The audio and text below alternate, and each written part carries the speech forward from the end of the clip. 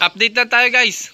Dahil sa marami sa ating nag-PPM na hindi na raw ba tayo nagbablog or hindi na tayo naglilipad ng ibon. So naglilipad pa rin naman tayo ng ibon kaso hindi na tayo nakatutok. At si Boss Tunying na ang nakatutok. Ayan, no?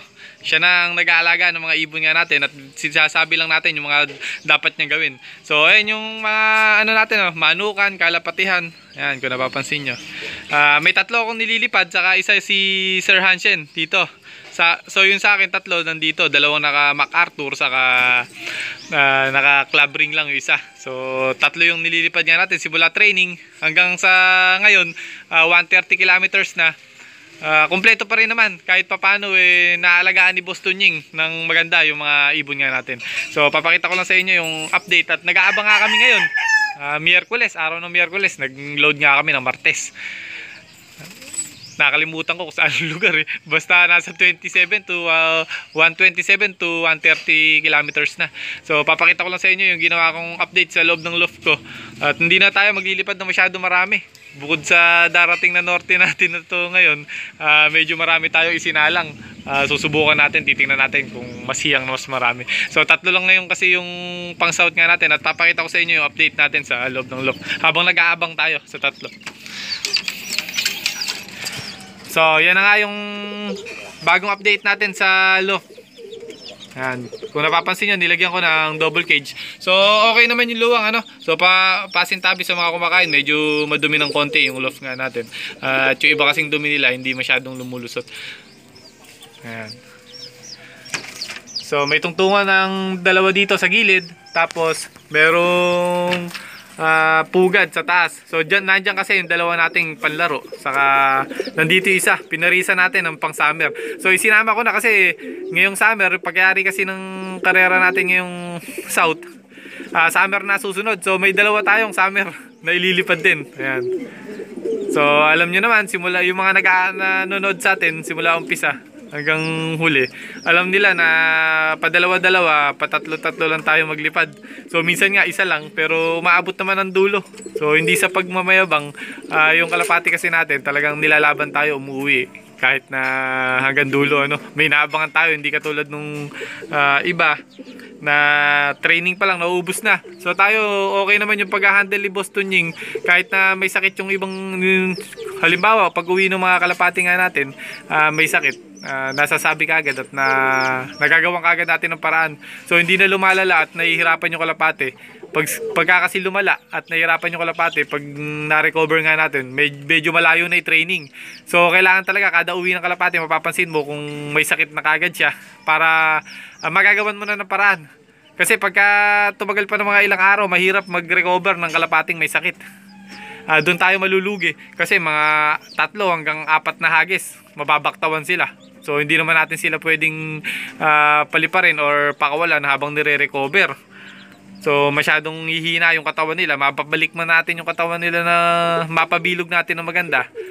Yung resistensya nila, yun ang mahirap pabalikin. So maghahabol tayo, so masyadong malayo. So kaya sinabi ko kay Boss Tunying na pagka may napansin sa mga kalapati natin na hindi maganda, sabihin kagad sa akin para masabi ko kagad sa kanila kung ano yung gamot na, or masabi ko kagad sa kanya kung ano yung gamot na effective na mapapagaling kagad yung mga ibon nga natin. So ayan, in-update ko lang kayo. Eto, dito nakapares yung isang PHA natin, MacArthur. So magkapatid naman sila, no? Una lang yung nililipad ngayon natin na naka-PHA MacArthur. Una lang na anak. So ito yung pinakabatang anak nga. Ayan. So ganyan din halos yung kulay. Medyo malinis lang ng konti yung pagka blue bar nung isang nililipad natin. So ayan yung setup ng loft nga natin. Ayan. So pipilitin nga natin makapag-vlog lagi, kahit 2 times a week, para sa mga nagtatanong nga at sumusubaybay sa pag-iibon nga natin. So meron kasi tayo ditong mga nanonood na pinipm din ako sa Facebook kasi mga friend ko nga sila sa Facebook ko, nag-PPM. So nabibigyan naman natin ng konting tips sa pag-iibon, so sa pagpapagaling or sa pagbigay ng vitamins para tumibay yung ibon. So nakikita nyo naman sa mga vlog nga natin na talagang pagka natutukan naman natin yung ibon, talagang umuwi. May time lang talaga na cut off kasi di naman natin alam yung pinagdadaanan ng ibon, kung kung saan sila dumadaan, kung paanong hirap yung nangyayari sa paglipad nila. Pero ang kahalagahan doon, yung ibon natin, umuwi kahit anong hirap mangyari. Kahit na umabot ng kinabukasan, talagang umuwi yung ibon natin. Huwag lang madidisgrasyang mababaril, malalambat. So uwian tayo ng linyada na hawak nga natin. So yun lang, mabibigay ko tips sa mga newbie. Humanap kayo na linyada talaga na matibay, or talaga ilalabang kayo. Parang pag-ibig, ipaglalaban kayo. So yun lang, kasi pagka nasa inyo na yung bloodline na maganda, hindi na kayo mangangapa sa ibon dahil alam nyo yung lahi nun, nagcha-champion, umuwi sa dulo, tumatawid ng dagat. Ang kakapain nyo na lang na dapat nyo gawin sa kalapati nyo nga, yung paggagayak. So yun kasi pinakamahirap na part sa pag-iibon, yung paggagayak nyo sa kanila. Kailangan tutok na tutok ka.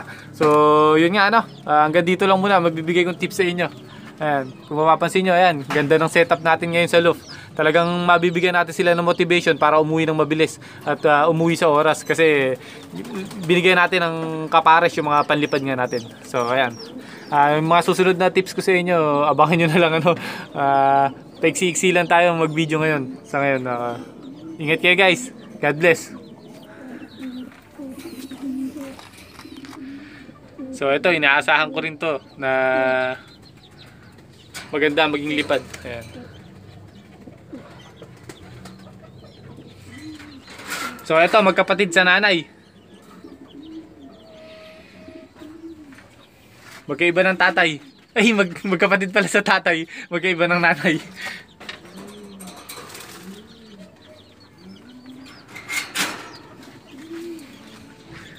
So yun lang, hanggang dito na lang tayo. Hanggang dito na lang muna.